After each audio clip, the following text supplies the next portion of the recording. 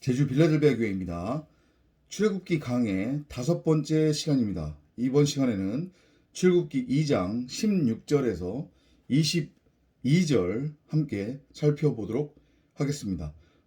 모세는 그리스도의 모형이라고 제가 여러 번 말씀드렸습니다. 또한 그 모세는 성도 여러분의 모형이기도 합니다. 그러니까 이 출애굽기를 읽으면서 남 얘기 읽듯이 그렇게 읽으시면 안 돼요. 바로 여러분의 이야기다, 이렇게 이해를 하시면 되겠습니다. 여러분이, 바로 성도 여러분이, 모세가 이제 바로의 왕궁, 곧 아버지의 집을 떠났습니다.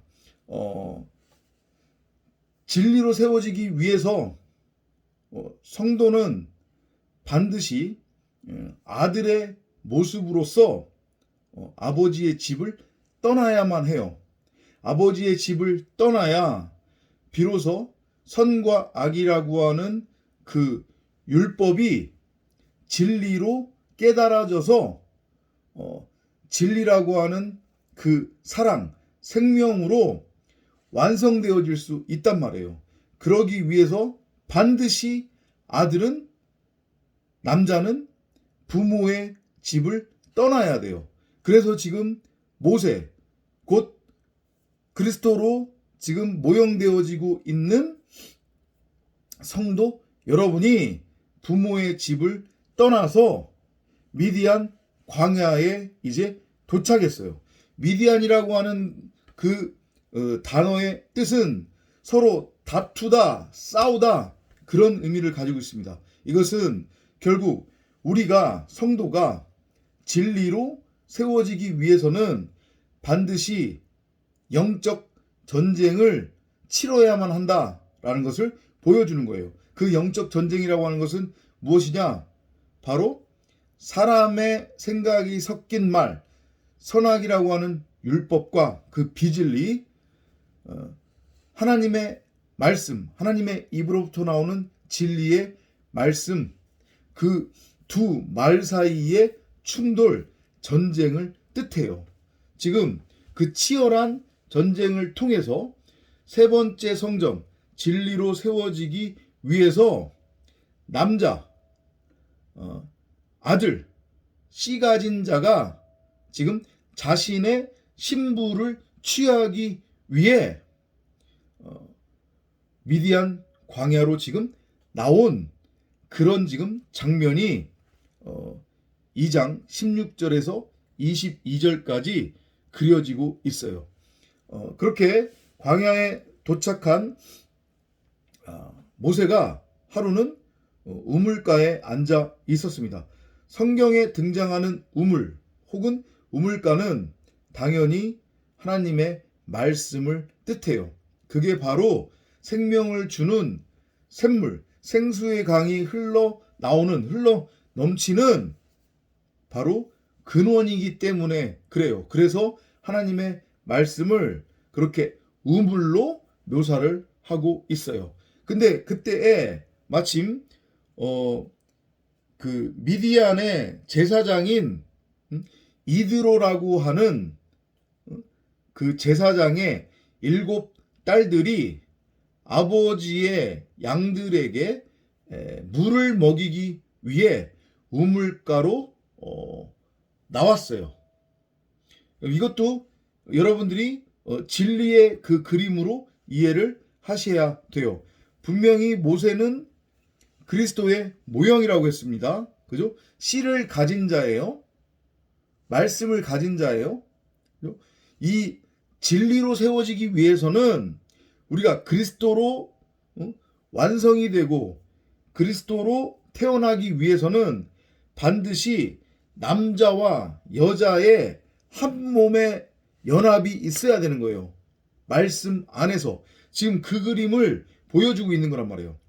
모세라고 하는 남자, 부모를 떠난 그 남자, 아들, 그와 그리스도의 신부가 되는 제사장의 7 딸들, 7 딸이라고 하는 게 의미가 뭐예요? 결국은 이게 일곱 언약을 뜻하는 거잖아요. 일곱 촛대. 이것도 마찬가지로 진리의 말씀을 뜻하는 거예요. 여호와께서 만물을 지으실 때에 며칠 만에 지으셨어요? 7일 만에 지으셨죠? 근데 그걸 원어로 보면 다 말했다 이렇게 된단 말이에요. 그죠? 그게 바로 7번 말하다고 하는 것의 의미예요. 7언약이란 말이에요. 7언약을 통해서 진리가 성취되는 거예요. 그리스도의 형상으로서의 세 번째 성전이 세워지는 건데 그 세 번째 성전은 바로 성도 여러분이라고 했죠?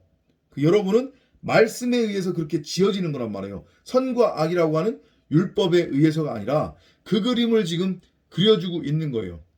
그 7언약 진리의 말씀이 우물가에 나와서 양들에게 물을 먹이려고 하는 건데 그러면 이 양이 의미하는 건 결국 뭐예요? 이건 말 그대로 목자의 양이잖아요. 그러니까 하나님의 택함을 입은 성도들, 신부를 뜻하는 거예요. 그죠? 그 양들을 지금 목자로 그려지고 있는 이드로의 7딸들, 7언약의 목자들이 우물가로 끌고 왔단 말이에요. 푸른 초장, 그 우물가에 데리고 나왔어요.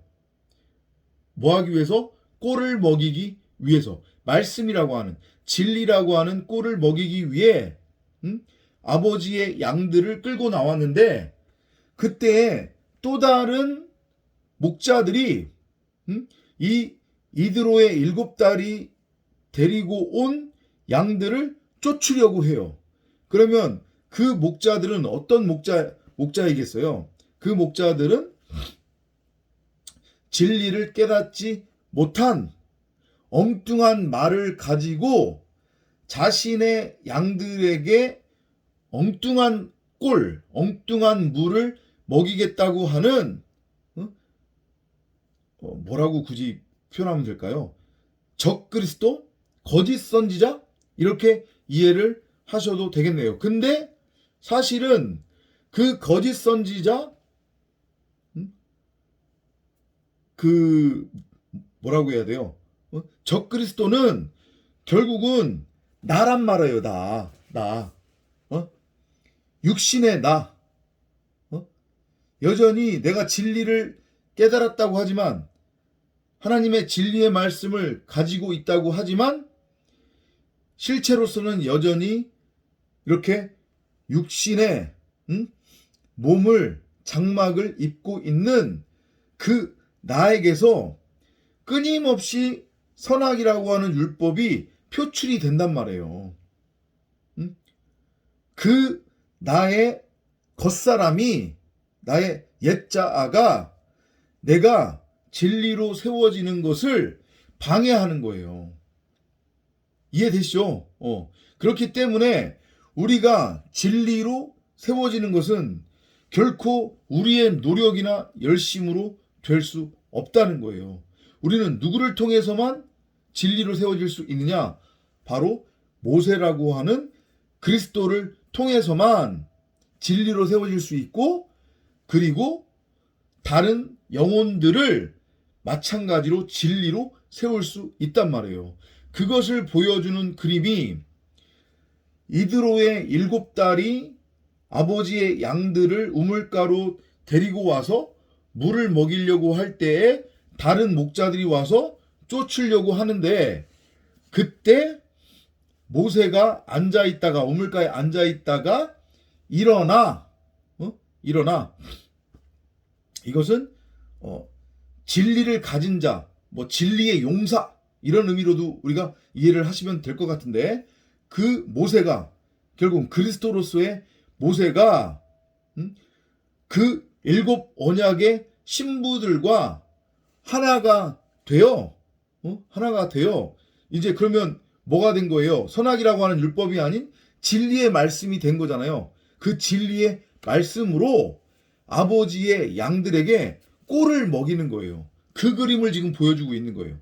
그러니까 이거의 메시지는 뭐냐면 성도로서 그러니까 그리스도로서의 모세로서의 여러분이나 또 한편으로는 일곱 언약 씨를 받아야 하는 하나님의 택함을 입은 신부, 그 성도로서의 일곱 딸, 그 딸이 하나로 말씀 안에서 그 우물이 지금 있는 거니까, 그죠? 말씀 안에서 하나로 연합되어야 진리로 세워지고 하늘 양식을 가진 자가 되어, 그러니까 그 양은 결국은 내 자신도 양인 거잖아요. 내가 지금 하나님이라고 하는 그리스도라고 하는 그 목자의 양인 거니까 내 자신에게 꼴을 먹일 수 있는 거고, 또한 또 다른 어떤 영혼, 다른 영혼들에게도 마찬가지로 꼴을 먹일 수 있다. 이 그림을 지금 보여주고 있는 거란 말이에요. 그렇게 양들에게 물을 먹인 다음에, 근데 약간 다소 이상한 장면이 연출이 돼요. 이 일곱 딸들이 모세는 그대로 놔두고 자기들만 집으로 돌아갔어요. 그 모세가 누구라고 했어요? 그리스도군요. 그리스도?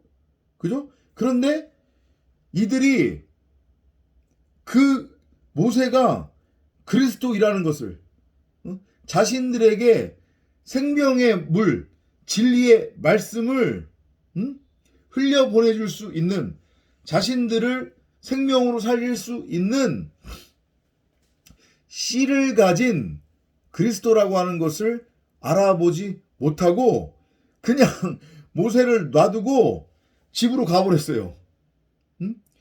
그랬더니 이 일곱 딸의 아버지 이드로가 이상히 여겨서 이제 물어보는 거예요. 야, 너희가 오늘은 어떻게 그렇게 양들한테 아무런 어려움 없이 진리의 말씀, 진리의 꼴을 그렇게 일찍 먹이고 왔느냐? 라고 물어보니까 그제서야 이제 일곱 딸들이 이야기하는 거예요. 어떤 애굽 사람이 와서 우리를 도와 우리가 양에게 물을 먹일 수 있었습니다. 이렇게. 그러니까 더 정확하게는 우리를 목자들의 손에서 건져내고 우리를 위하여 물을 길어 양떼에게 먹였나이다. 이렇게 지금 우리말로는 되어 있거든요. 그러니까 목자들의 손에서 건져냈다고 하는 게 뭐예요? 그 목자는, 여기서 말하는 그 목자는 바로 선과 악이라고 하는 그 율법을 진리로 엉뚱하게 전하고 있는 그 거짓 선지자, 적그리스도, 혹은 나라고 하는 겉사람이에요. 선과 악이라고 하는 율법에 여전히 매여 있는 내 겉사람. 이해되시죠? 무슨 얘기인지? 그 율법으로부터 거짓 선지자 적그리스도로부터 모세가 자신들을 건져냈대요. 그리고 자신들을 위하여 물을 길어 양떼에게 먹였대요. 그럼 이게 뭐예요? 의미하는 게, 자신들을 위해서 물을 누가 길었냐면 모세가 물을 길었대요. 그럼 이게 뭐예요? 셈에서 모세가 물을 떴다는 얘기잖아요. 그죠? 그러니까 모세가 선과 악이라고 하는 그 율법의 아랫물을 어떻게 했다는 거예요? 그 일곱 딸들에게 진리로 넘겨줬다는 얘기죠. 속옷을 겉옷으로 넘겨준 거예요. 그렇기 때문에 지금 산 거잖아요. 양들도 물을 먹은 거고, 그 다음에 이 일곱 딸들도 그 목자들의 손에서 빠져나올 수 있게 된 거잖아요. 너희의 목숨은 내 손에 있다. 우리 그런 얘기들 흔히 하잖아요. 그런 의미예요. 선악이라고 하는 그 율법에 여전히 매여 있는 여러분이나 저라고 하는 그 일곱 딸, 신부, 일곱 언약으로서의 나를 그리스도가 비로소 생명으로, 진리로 세운 거란 말이에요. 그 그림을 지금 보여주고 있어요. 그랬더니 그 이드로 아버지가 이제 딸들에게 뭐라고 하는 거예요. 그 사람이 지금 어디에 있느냐? 너희가 어찌하여 그 사람을 버려두고 왔느냐? 버려진 신세가 된 거잖아요, 지금. 모세 그리스도가. 그죠? 그것이 바로 모세의 인생인 거고, 바로 그것이 그리스도의 사명인 거고, 이 땅에서의 삶인 거고, 바로 모세 혹은 그리스도의 삶을 살아가고 있는, 아니, 모세로서 그리스도로 살아가고 있는 성도 여러분의 이 땅에서의 삶이기도 하단 말이에요. 우리는 그렇게 세상에 대하여 버려진 자가 된 거예요. 세상에 대하여는 우리는 나그네가 된 거란 말이에요. 세상이 우리를 용납하지 않아요. 세상이 우리를 환영하지 않는단 말이에요. 좋아하지 않는단 말이에요. 받아들이지 않는단 말이에요. 우리는 그렇게 세상에 대하여, 선과 악이라고 하는 이 율법에 대하여 버려진 자가 된 거예요. 우리는. 그 그림이 그려지고 있어요. 그랬더니 아버지가 또 뭐라고 하냐면, 그를 청하여 음식을 대접하라 하였더라. 이렇게 되어 있는데, 이게 영어 성경에는 여기서 청하다라고 했는데 뭐라고 되어 있냐면 invite로 되어 있어요. invite. 그를 초대하라는 거죠. 그런데 사실은 이 초대라고 하는 것의 의미는 영접을 뜻하기도 하는데, 그죠? 그 영접은 여러분이나 제가 하는 게 아니에요. 그죠? 여러분이나 제가 하는 게 아니라 그리스도가 우리를 영접하는 거란 말이에요. 그래서 지금 모세가 7 언약, 그 진리의 딸 집으로 들어오는 거예요. 그게 뭐예요? 바로 장가 드는 거예요. 그리고 그것을 진리 안에서, 말씀 안에서 행하시는 이는 바로 이드로라고 하는 아버지예요. 그러니까 이 7딸의 아버지 이드로, 미디안의 제사장은 어떤 지금 모형으로 그려지고 있는 거냐면 바로 하나님 아버지로 지금 그려지고 있는 거란 말이에요. 그러면 하나님 아버지 입장에서는 모세가 그리스도의 모형이기도 하지만 여러분이나 저라고 하는 성도의 모형이기도 하다고 그랬잖아요. 그죠? 그러니까 하나님 아버지가 모세를 영접하는 거예요. 이해되시죠? 그런 그림으로 이해를 해도 되고, 또 하나는 그리스도로서 진리의 말씀을 가진 자로서의 모세가 자신의 아내를 취하기 위해, 아내를 취해야 비로소 진리가 완성된다고 그랬으니까, 그죠? 부모를 떠난 남자가 여자와 하나가 돼야 된다고 했으니까 지금 자신의 아내를 취하기 위해서 이드로의 집으로 장가 드는 그런 그림으로 여러분들이 이해를 하시면 돼요. 모세가 그와 동거하기를 기뻐하며 그가 그의 딸 십보라를 모세에게 주었더라. 자, 이제 완성이 되는 거죠. 그죠? 부모를 떠난 모세, 그리스도, 성도 여러분, 저가 장가 들어요. 어딘가로 가서 아내를 취하는 거예요. 여자를 취해요. 그래서 그 여자와 이제 비로소 뭐가 되는 거예요? 하나가 되는 거예요. 연합이 되는 거예요. 말씀 안에서. 그러면 그게 결국 뭐냐면 사람이라고 하는 그리스도로 태어나는 거예요. 그게 새 생명. 그러면 선과 악이라고 하는 율법으로부터의 완전한 끊어짐을 의미하는 거예요. 그러면 그 선과 악이라고 하는 율법, 그 문자로서의 하나님의 말씀, 그 첫 하늘과 첫 땅은 이제 완전히 사라지게 되는 거예요. 그리고 남자와 여자가, 그러니까 여자에게 장가가서 자신의 여자를 취한 이 남자와 여자가 하나가 되어, 연합이 되어 그리스도라고 하는 진리로서의 새하늘과 새 땅, 그 새하늘과 새 땅은 진리이기 때문에 선과 악이라고 하는 율법이 아니니까 눈으로 볼 필요가 없는 거잖아요. 진리 그 자체가. 그죠? 그게 바로 새하늘과 새 땅이에요. 그렇게 지금 모세와 일곱 언약이라고 하는 그리스도의 신부가 하나가 되어 진리로 완성되는 거예요. 그렇게 남자와 여자가 한 몸을 이루면 뭐를 할 수 있는 거예요? 바로 생명을 잉태할 수 있게 되는 거잖아요. 그죠? 왜냐면 생명의 씨앗을 갖게 된 거니까. 둘이 하나가 되니까. 그죠? 정자와 남자가 하나가 되니까, 연합이 되니까 비로소 생명이 태어나잖아요. 이해되시죠? 그래서 마리아라고 하는 그 쓴 물과 요셉이라고 하는 그리스도가 하나가 되니 성령으로 잉태된, 즉 진리의 아들로서의 예수가 나오는 거란 말이에요. 그게 새 생명의 탄생이에요. 위로부터의 나와짐. 여기 십보라라고 하는 딸이 등장하는데 글의 문맥상 봤을 때 왠지 느낌이 7딸 중에서 첫째 딸일 거란 말이에요. 진리로 세워지는, 진리로 완성된 신부의 모형으로서의 십보라. 근데 이 십보라라고 하는 이름의 의미가 뭐냐면 새라고 하는 뜻이 있어요. 새.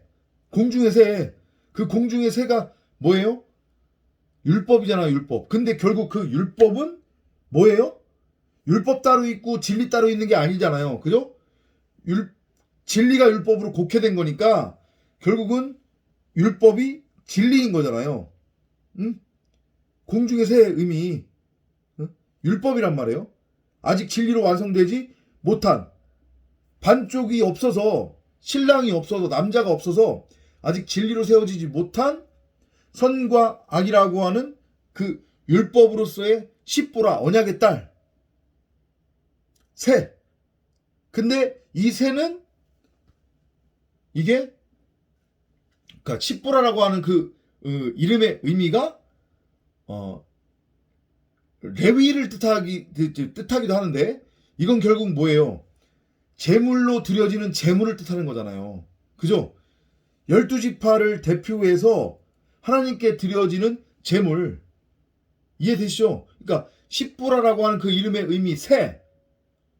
요것은 제물로서, 예수로서, 율법의 예수로서 하나님 앞에 온전히 드려지는 거예요. 누구와? 모세와 함께, 자기 자신이. 그래서 모세라고 하는 그리스도와 십보라라고 하는 그 율법의 모습으로서의 그 성도 여러분이, 저가 하나가 되어 하나님께 드려지면 이게 바로 다나토스의 죽음이니까, 다나토스의 죽음은 바로 진리로의 완성을 뜻한다고 그랬잖아요. 새 생명으로의 탄생을 의미한다고 했잖아요. 그래서 진리가 된 거고, 그렇게 진리가 되면 뭐가 잉태된다고 했어요? 아들이 잉태된다고 했죠. 생명이 잉태된다고 했죠. 그래서 그렇게 둘이가 하나가 되니 그가 아들을 낳음에, 아들을 낳았대요. 그죠? 연결이 딱 되잖아요. 아들을 낳음에 모세가 그의 이름을 게르솜이라 하여 이르되 내가 타국에서 나그네가 되었음이라 하였더라. 오늘 결론을 말씀드릴게요. 잘 이해하세요. 쉬운 듯 어려울 수 있단 말이에요. 그리스도의 모형, 성도의 모형으로서의 모세가 부모의 집을 떠나 자신의 여자를 취하기 위해 어딘가에 장가 들어갔어요. 장가 들었단 말이에요. 그리고 거기에 가서 자신의 여자를 취했어요. 부모를 떠난 남자와 여자가 하나가 되니 비로소 사람, 이게 그리스도예요. 진리의 완성이란 말이에요.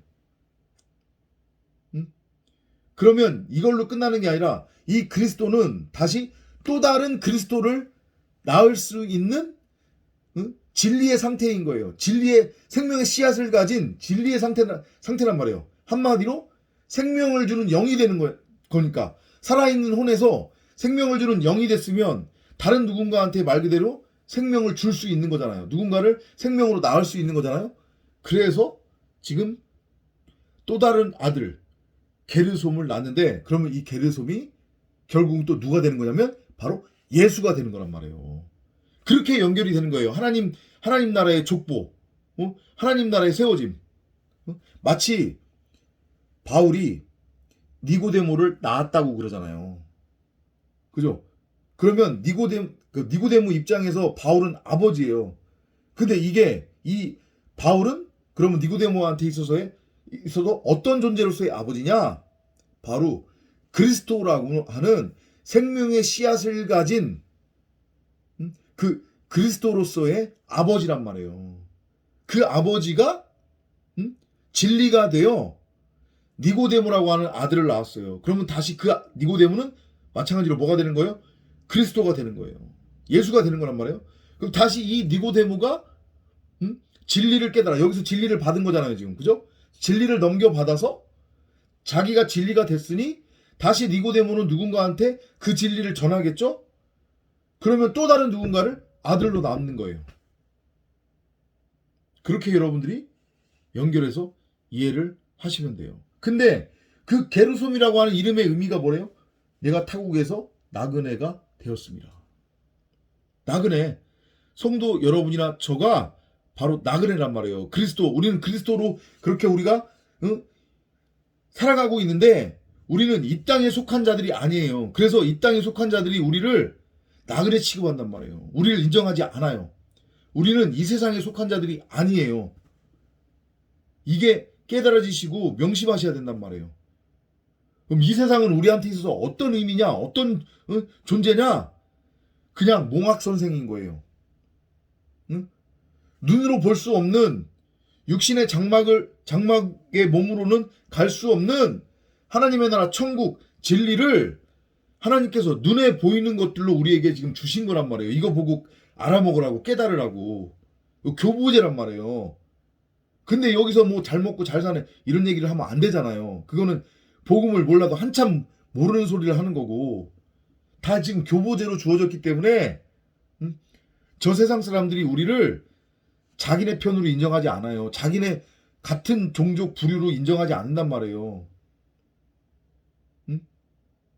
그러니까 뭐 세상에서 출세하겠다, 세상을 변화시키겠다 이런 얘기도 하지 말고 세상의 가치를 누리겠다 이런 생각도 하지 마시란 말이에요. 여러분이나 저는 나그네예요. 그리스도로서의 나그네란 말이에요. 그리스도가 나그네가 되어 이 땅에 오셨잖아요. 자기 땅, 자기 백성에게 왔는데 자기 땅, 자기 나라, 자기 백성이 못 알아먹었잖아요. 여러분이나 저도 그러한 신세란 말이에요. 아브라함이 자기가 가나안에 들어갔음에도 불구하고 이 세상에서는 이 육의 세상에서는 자기가 나그네라고 하는 것을 알았단 말이에요. 그리고 그는 자기가 진짜 가야 할 그 나라, 그곳을 보고 그곳에 가기만을 소망하며 남은 여생을 지냈고 나그네로 지냈어요. 성을 쌓지 않았단 말이에요. 이 땅에. 항상 천막을 치고 살았지. 이해되시나요? 나그네라고 하는 것의 의미, 그리고 이 구원의 메커니즘, 모세와 십보라가 난 아들 게르솜은 바로 또 다른 예수란 말이에요. 그 인생이, 그 모세의 인생이 여러분이나 저를 통해서 펼쳐진다. 우리가 성도라고 하면 반드시 그 모세의 삶을, 십보라의 삶을 우리가 살아야 한다. 나그네 인생으로 우리가 이 땅을 살아가고 있다. 이것을 명심하시기 바랍니다. 주야로 성령을 구하고 찾고 두드리는 여러분이 되시기를 바랍니다. 다음 시간에 또 찾아뵙도록 하겠습니다. 안녕히 계십시오.